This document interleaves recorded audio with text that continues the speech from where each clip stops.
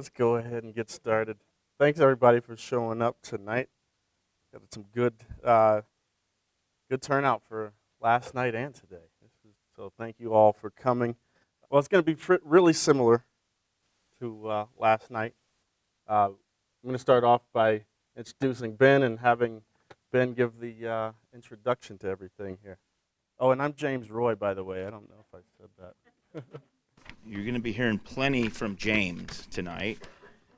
It was awesome to participate in the event last night in a virtual setting.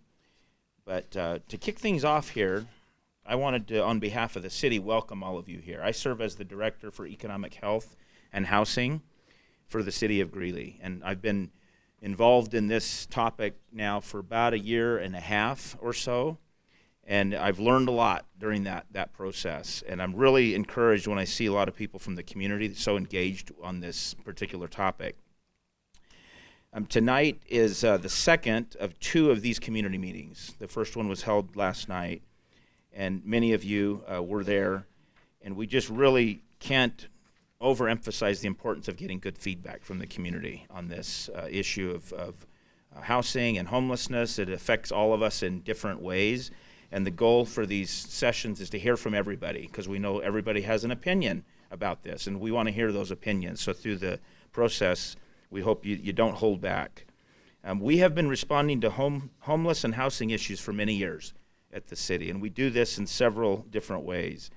We continue to provide support for the cold weather shelter, the Housing Navigation Center, as well as a lot of the nonprofit sector that works with individuals that are experiencing homelessness, and our goal is to have all of these groups working together cohesively and helping to find solutions to address these issues.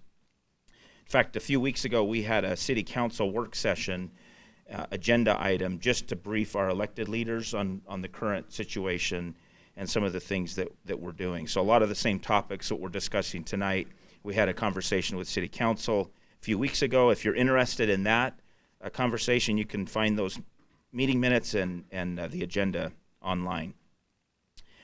But tonight's event really is to focus on the city's efforts to look at longer-term solutions to homelessness and determine best responses. We're going to be looking at, we've already begun looking at some best practices around the country, other cities who have been grappling with these challenges for quite a while.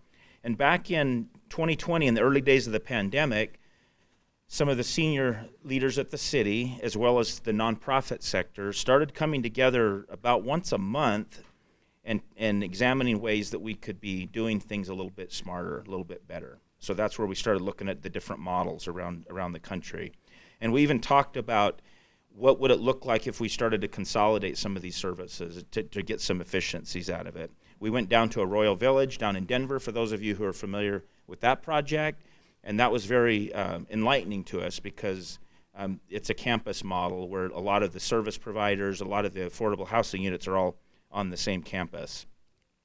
And these conversations have really led us to this point tonight, where the city has commissioned a third-party study to help determine how we can do a better job with this.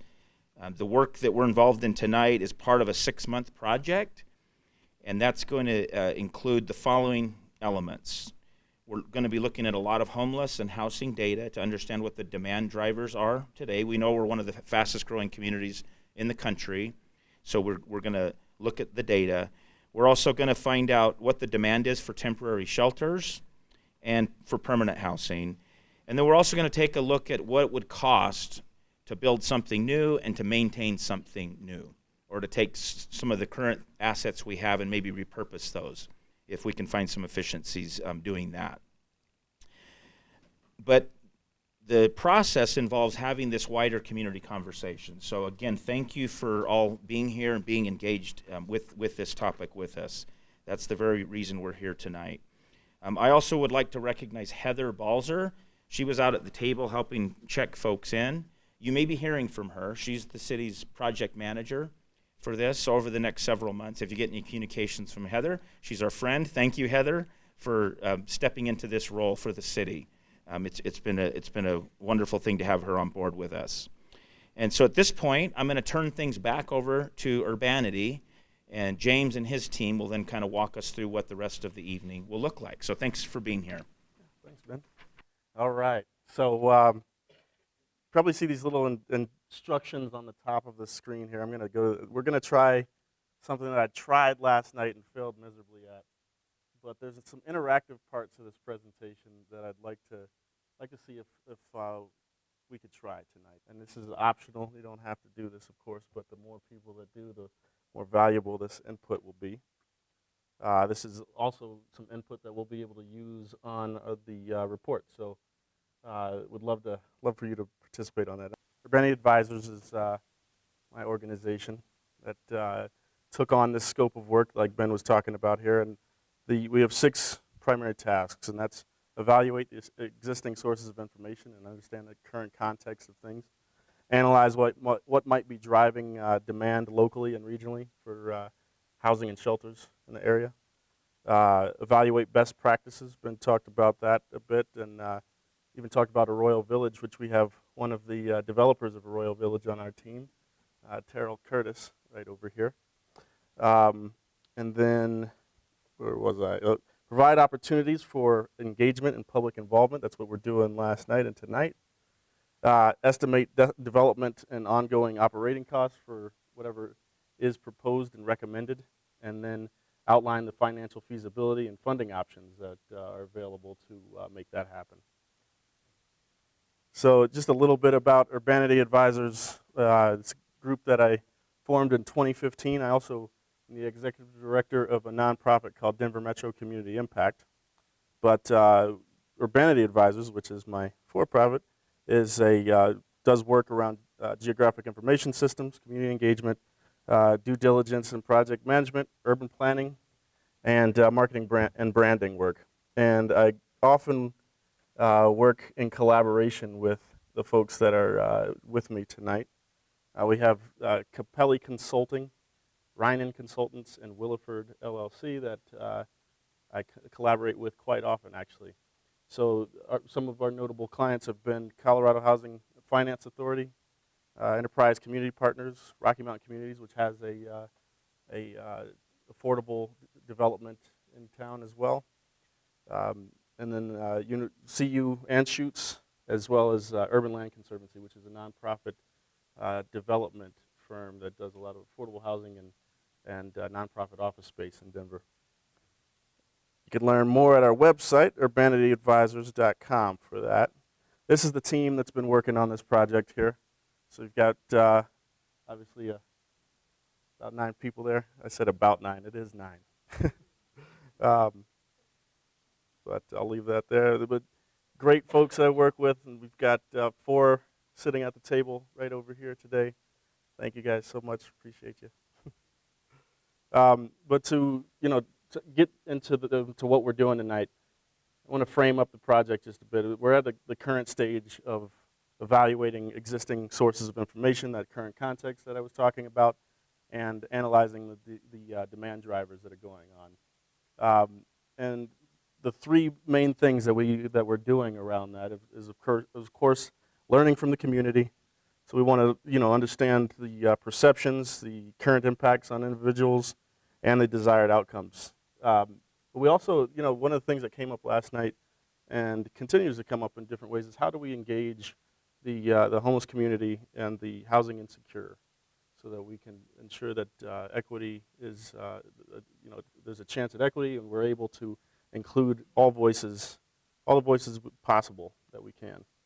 Now, of course, the other 2 things in this project framing, so we're doing the researching current conditions and plans. So we've had, Terrell has been conducting stakeholder interviews with a lot of different organizations that were on the original steering committee. And what we're really looking at is that what's the homeless population, what's going on with it, services, shelters that are around town, and all the affordable housing inventory that's around town.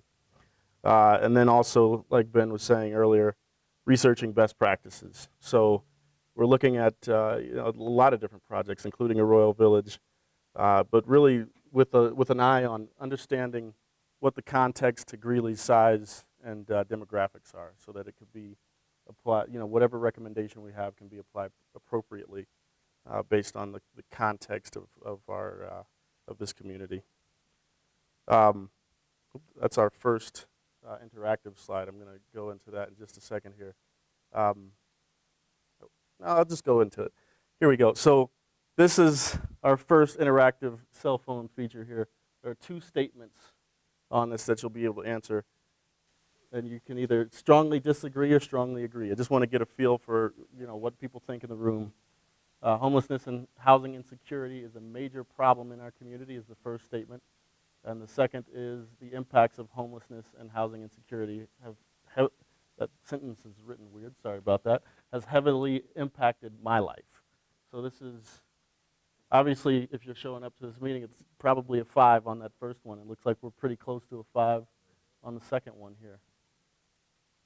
And so as you answer these and think about those statements, I really want you to think about how you're moving into the conversation part of today. And so we'll eventually be breaking out into breakout groups for some lightly facilitated conversation to get an understanding of what everyone's perception and feelings are on what we're trying to solve here.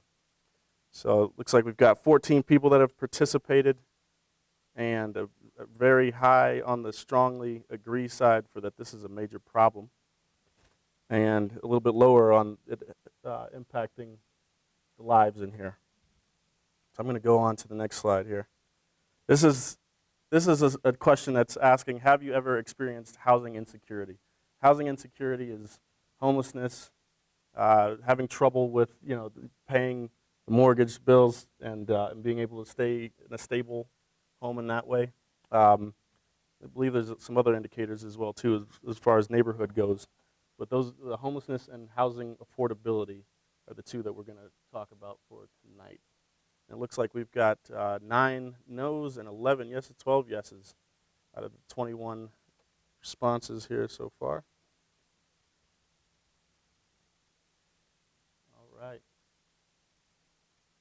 I think that makes, whenever we have folks that have the lived experience of housing insecurity in the room and at a meeting, I think that's a really valuable thing that happens there. It's powerful as well too. So I'm really glad to see this number here to make sure that we are thinking in a lot of different perspectives on this. So what are we going to do next? We're going to have our community conversations, and that's going to be a breakout group, and we're going to count off numbers here in just a second for groups of 5, and we've got our facilitators here, my team, and we're going to talk for about 30 minutes, and they're going to lightly facilitate that discussion just by making sure everybody's got a chance to pitch in and also take notes. And we're going to answer these general questions right here, these 4 questions. What is your perception of homelessness and housing insecurity in your community? How do these issues impact your life? And so from that last slide, with folks that have felt the pressure of housing insecurity, I really want you to tap into your stories. Describe your ideal vision for the community. What does success look like in Greeley 5 to 10 years from now? And then lastly, what will it take to achieve that vision? So we're going to take that time to really kind of explain what's going on in ourselves, our lives, in the community, but also to really start to dream and think about what success looks like, what you want to see out of Greeley in the future. And one of the main things I would also like to cover is what the ground rules are for these discussions. This is important to make sure that everyone feels safe to say what they need to. But the first one is listen, respect, and assume good intentions of others. Allow others to speak and don't interrupt. State your name when you speak so we can all call each other by name. Seek first to understand, not to be understood. So keep that listening ear open and ask questions of the folks in your group. And remember that this is a public conversation, not a debate. We're not here to debate each other or argue about anything. Our experiences and what we are talking about today are those to share and not to be disagreed with today. And then lastly, to really keep things flowing the right way, we want to ask permission to allow the facilitator to interrupt when needed. So if someone's dominating time and or someone hasn't got a chance to speak, our facilitators might interrupt and say, "Hey, let's move on to the next person." And so please don't take offense to that, but we want to make sure everyone gets a chance to speak. So those are the ground rules. Oops. And now we don't have. I'd love to have either people raise their hands or even comment on this slide here. Are there any other ground rules that people would add to that kind of pop up in your mind for making a good conversation, especially with topics that could be this sensitive? None? That's cool. We've covered everything then. All right, so what we're going to do now, we're going to count off in fives. I'm going to start on this side of the room, and you just say a number up to 5, and then we're going to go all the way down. So starting with this table, the guy with the black hat here. What's your name, by the way? Joe. Joe, nice to meet you, Joe. Yeah, so you're 1 and 2, cool. So we're going to have the ones at these 2 tables right here. We're going to have 2s, I don't know how this is going to work out, so we'll just patience with the table positions and stuff. 2s, 3s, 4s, and then 5s at the end.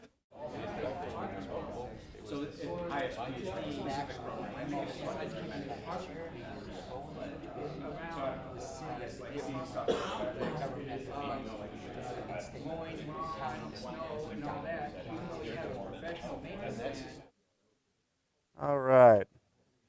Get your interactive tools ready again for those of you that were participating that way. But we're gonna show the next slide, which is gonna have an interactive feature on it.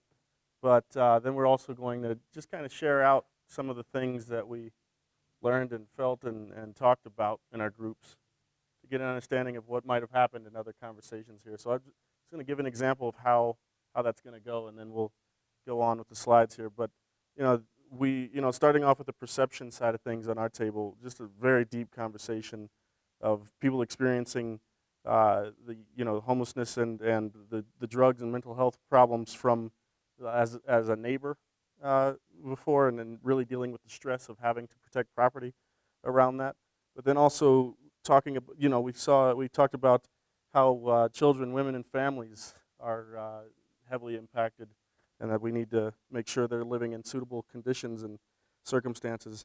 A lot of mental health kept coming up, and the desire to solve homelessness in Greeley. We also talked about, the labels during that, and making sure that we're using terms that can put face to people, and saying unhoused neighbors in ways that really humanize situations. And then we had a very powerful moment with lived experience, where we heard a story of pain but triumph in the end, and a very beautiful conversation that gave us some insight to what homelessness and drug addiction and mental health looks like in Greeley, and what it looks like to become successful after that. And so thank you so much for that conversation. We also, had the privilege and to hear from a police officer in our group, and to hear some details about how that goes on. I mean, what their perception is of things, and the desire to have access to resources to hand out, and support mental health professionals even more by paying them better, and having more available to respond to situations. And it's hard to summarize such a great conversation, but it's just amazing. One of the things that I'll leave off with is what the hope looks like, and the vision for the future, which is access to resources, equity, giving hope to those that are going through the issues of homelessness and housing insecurity, encouragement, teaching life skills, and most important, not most importantly, but another important piece, policy work and advocacy. And then we talked a little bit at the end about training and what it would look like for police officers to get training and what they might need, along with their jobs to make things better when they're responding, because that for neighbors and folks that are experiencing or witnessing things that are troubling to them, the police are the easiest and most memorable resource out there. And so how do we think about the other resources as those come along? I just realized my shoes are untied. All right. So that was I should have been a little bit more concise with that example there on our group, but that was just a really great conversation. I really enjoyed it, and this is very important for what we're going to be defining later. But right now, what I want everyone to do is, I skipped a bunch of slides. All right. So in one word, how would you describe your group's conversation? And that's on your interactive tools here. And then we're going to get out into, then we'll have people raise their hands and share what you experienced in your conversation. But first, these one-word answers while I tie my shoe. It's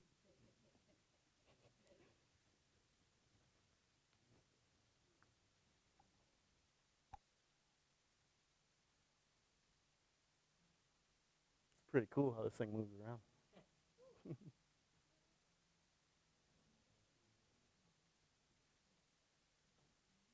All right, insightful, enlightening, informative, complex, varied, change, housing, passionate,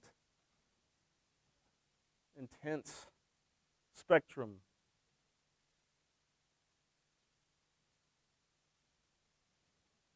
I think we're all set. Everyone done typing words? Cool. I'm gonna keep it moving then. All right. So, does anyone want to share anything about their conversations or? Hey Joe, how's it going? Doing well.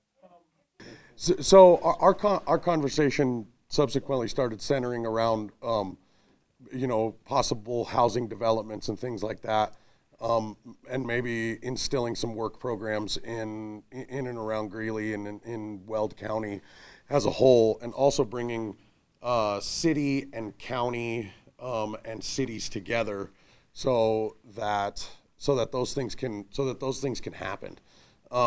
We had one of the folks, Phil, here was talking about possibly getting together and doing some container homes and things like that. And then I interjected and said, if we could get some of these folks that are experiencing homelessness on a work program to build that housing, and then that would put them in a home as well, so they'd have something vested. So kind of like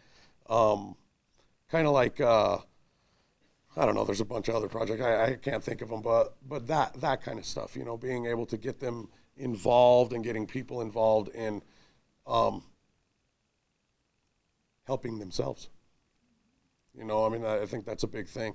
Makes you feel better about yourself if you have something vested in what you're doing. Thank you so much for sharing. Yep. Does anyone else feel like sharing anything? Here we go. Thanks, Amy, for running around.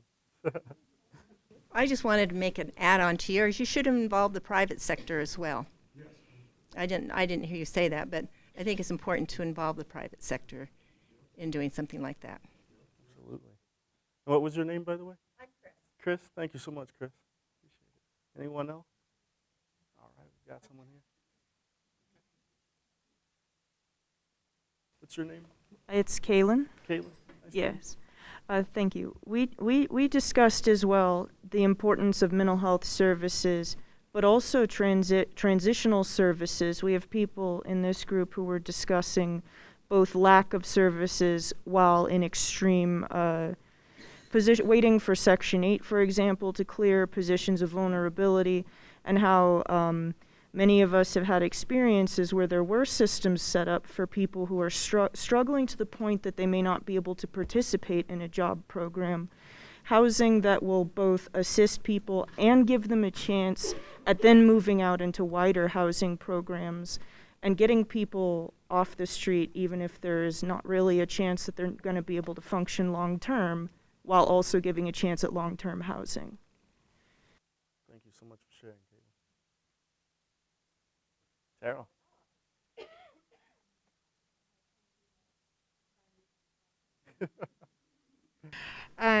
We had a group that I think pretty much everybody in one way or another has touched homelessness, either with personal experience of really personal impacts of homelessness that did degrade the safety and security of their home, their neighborhood, and folks who are also taking on personal work, creating their own ministries to work individually and in small groups with people experiencing homelessness. We have the Housing Authority director here, so that answered a whole lot of everybody's questions, including mine. And folks who work in the community as advocates. So it was a really rich conversation. I think everybody acknowledges, I think as everybody here does, that there are some hard impacts of people experiencing homelessness on the streets here. And what we also heard is there's a lot of compassion. Pretty much everybody mentioned, it's easy to put them all in. I think it was Steve who said, some groups of bad apples basically ruin it for everyone. And so to always try and bear in mind that these are individuals generally with really complex circumstances trying to make deep change. We talked a lot about what we mean by affordable housing, who can be housed in what kind of affordable program, depending on how it's funded, who owns it. There's a lot of regulations involved in that. Not for the faint of heart, as I think Jody's here, and we had that conversation, and I got to talk to him. We also talked about the need for collaboration. Nonprofit organizations, churches, the cities, the county, really coming together to collaborate deeply and coordinate those services and that housing. And also, you guys talked about container homes. We talked about another innovative solution that some communities have used, tiny homes on a small parcel of land temporarily. I shared a little bit about a safe outdoor space program down in Denver, where a property owner will give permission for an organization to manage a tent community. We're talking like ice fishing tents. They're pretty good. So, did I miss anything really key? All right. Thank you so much, Terrell. All right. I just want to say one thing is here in Greeley that we had a shelter that complements a Bonnell until they sold the land, and the people had to be out of the shelter by December 31st. They also that the residents of Bonnell has to be out by the first part of March. So we do need a lot of help in housing. Thank you. This has been a really valuable night in understanding, the community a lot better for us. And I think, even of course yesterday as well too. But I think this in-person talking, not with the Zoom, Zoom cameras off and stuff like that, has been really special to me. So I really appreciate everyone's time.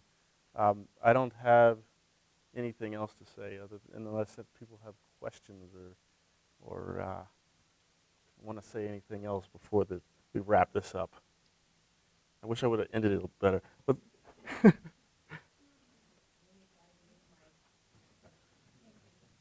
Hi, I'm Julie Kozad. First of all, James and the whole group, everybody that's here today, this is really an important conversation. So thank you for everybody being here. I think we have a lot of work to do, so I'm hoping, these community conversations will continue. I think one of the things that I would really like to see is some representatives from the county here. We did have a lot of conversations about, I think, I don't know if they were invited and they just didn't come, but I think it's really important that the city and the communities in Weld County work with the county. They provide a lot of the human services to folks, and we need them to have a seat at the table. And If they weren't invited, I would like to see them at future meetings. But if they were invited and they didn't come, some of the people that are here today are influencers. So, John, I think you should go out and recruit some people. I think there's a lot of people in this room that could influence some folks from the county to be a part of this conversation. I think it really needs to happen. So I just wanted to make sure that got on the video. Yeah, thank you so much. You're welcome. Amy and Heather have, in the back over there, have done so. Amy and Heather, thank you both so much for everything that you've done. They invited a lot of folks and sent those emails out and did the media stuff, and yeah, that was, I've just to see the everyone's interest and people showing up like this. It's really powerful. It's really cool to see Greeley rallying around this issue. So, is there anything? Oh, you got. What was your name, sir? Hi, Jim Reesberg. I'd just like to say there's been a lot of talk about substance abuse and mental health.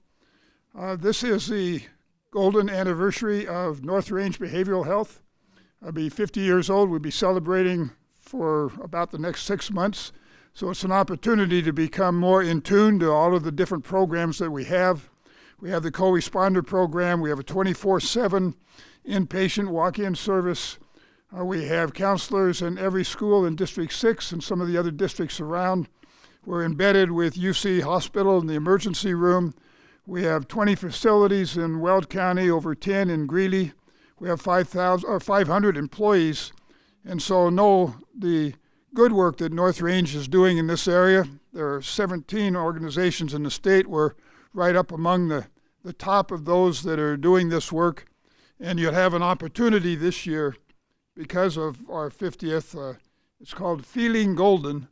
And you'll see us a lot in the community and try to come to some of the things that we're sponsoring so you can learn more about the services being offered. I would say that we're one of the best kept secrets in Weld County, even as big as we are. And we can serve a whole lot more people if you'll only help us share that word and help us find them and help them find us. Absolutely. Well, thank you, Jim. And I would love to get your contact information after, by the way. I think you said the same thing last night, I believe, right? And one of the things that I keep hearing tonight and last night was, the need for collaboration and resource navigation and collective impact. And so that's a theme in a framework that came up at our table as well too. Oh, sorry, Nancy. I'll let you speak in 1 second. But the collective impact, and we'll keep on researching and letting people know about your stuff, Jim, for sure. So thank you so much, Nancy. And just to clarify, my name is Nancy Texton. I'm elected official from the county, from County Council. I know I'm not a commissioner, but I do act as a liaison for this body to the county. Thank you so much, Nancy. Gildy? So just a question, okay? So I was listening when you first started, but like, what are some of our next steps? Like, literally for those of us that are here, are we waiting for an email? What does it look like to carry on the conversation? I'm so glad you asked that. Thank you. I was like, something is different about this ending tonight. Okay, so yeah, thank you. So today was, this first meeting was really about defining the why. Really, doing that current context of things, learning from you guys, and really starting to understand what the problem is in Greeley so that we can have as much information as possible to do our research around best practices and making recommendations. So we're starting with that why right there. The next meeting, which will probably be in early April, I think is what we said, right, Amy and Heather, will be really around the how. And so we'll start to bring a lot of the things that we've studied and the best practices and present those and a bunch of different options and things that everyone will be able to see and have another conversation about. And then the last meeting, which will be in mid-May-ish, none of these dates have been set, so everyone, I'm glad we got your email addresses. But the last meeting will be the what. And so, with that, we'll be presenting our final recommendations and report, and having a discussion about that, and also what the taking on the next steps that are identified in that report for moving things forward and working together to solve that problem. So those are the three meetings: the what, the how, or the why, the how, and the what. If anyone's a fan of Simon Sinek, who wrote I can't remember I think the book is Start with the Why, but great book. I structure a lot of my work around that. It's a great question. It's going to be weaved in all throughout the next two meetings. So the how and all the best practices research are one of the major pieces of that is understanding the financials. And we've got Mary Coddington. Where is she? There she is over there. She's the one that does most of our financial work when we collaborate.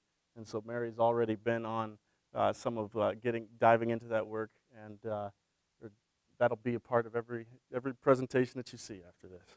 So. As I said, I got one question. How do we have into your next two is maybe somehow how to prevent or somewhat how to prevent homelessness as well? Yeah. So we're not limiting ourselves on understand or on any defining any goals here. So one of the things that you will see in our final report are things that reach beyond just the response and maybe even real estate solutions, but also what preventative solutions look like. And we talked a lot about that in our group today.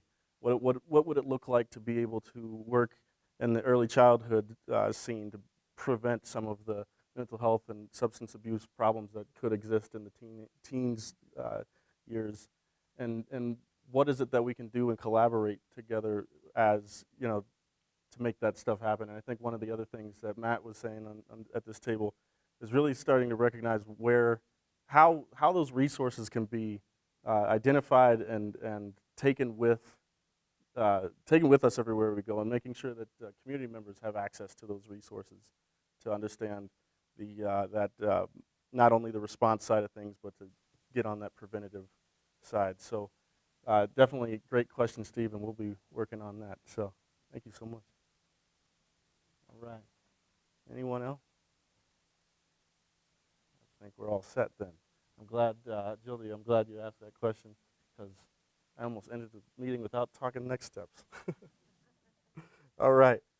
Thank you so much for your time.